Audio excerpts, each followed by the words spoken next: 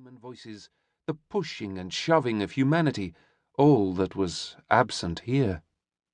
While I stood waiting on the veranda for a lamp to be lit so I could be shown to my room, I listened to the dry, grating crackle of palm leaves over the roof, the voices of frogs issuing low warnings from some invisible pond or swamp nearby, and these sounds were even more disquieting than the silence. A lighted lantern was finally brought out, and I followed its ghostly glow in, past large looming pieces of furniture, to the room that Chokitar opened for me. It released a dank odour of mildew, as of a trunk, opened after a long stretch of time, and a death or two, and I thought this was surely not a chapter of my life. It was only a chapter in one of those novels I used to read in my student days, something by Robert Louis Stevenson, or Arthur Conan Doyle, or Wilkie Collins. I had been a great reader then, and secretly hoped to become a writer. I remembered, too, the hated voice of the gym master at school, shouting, "Stiffen up now, boys, stiffen up!" And I nearly laughed.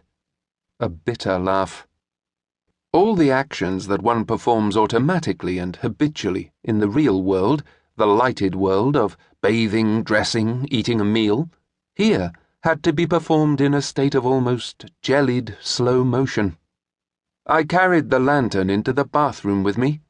It created grotesquely hovering shadows rather than light, and made the slimy walls and floor glisten dangerously, and made do with a rudimentary bucket of water and a tin mug. To put on a clean set of clothes when I could scarcely make out what I had picked from my suitcase, packed with an idiotic lack of good sense. A tie? When would I ever wear a tie in this pit? And then to find my way to the dining room and sit down to a meal placed before me that I could scarcely identify. Was it lentils, or a mush of vegetables, and was this whitish puddle rice, or what? All were manoeuvres to be carried out with slow deliberation, so much so that they seemed barely worthwhile, just habits belonging to another world, and time carried on weakly. The high-pitched whining of mosquitoes sounded all around me, and I slapped angrily at their invisible presences. Then, with a small explosion, the electricity came on, and lights flared with an intensity that made me flinch. An abrupt shift took place.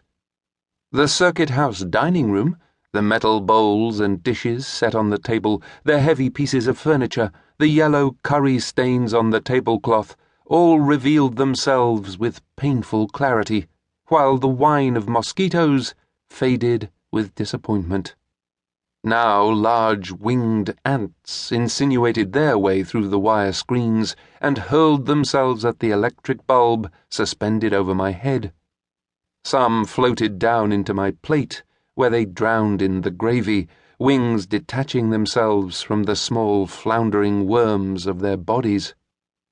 I pushed back my chair and rose so precipitately the Chokidar came forward to see what was wrong.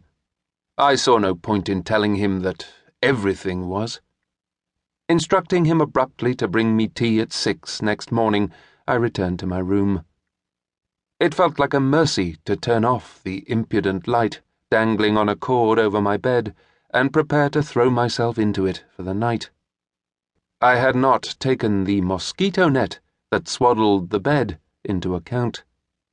First, I had to fumble around for an opening to crawl in, then tuck it back to keep out the mosquitoes.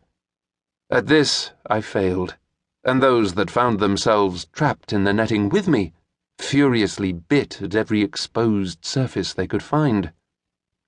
What was more, the netting prevented any breath of air reaching me from the sluggishly revolving fan overhead. Throughout the night, voices rang back and forth in my head. Would I be able to go through with this training in a remote outpost that was supposed to prepare me for great deeds in public service? Should I quit now, before I became known as a failure and a disgrace? Could I appeal to anyone for help, some mentor, or possibly my father, retired now from this very service, his honor and his pride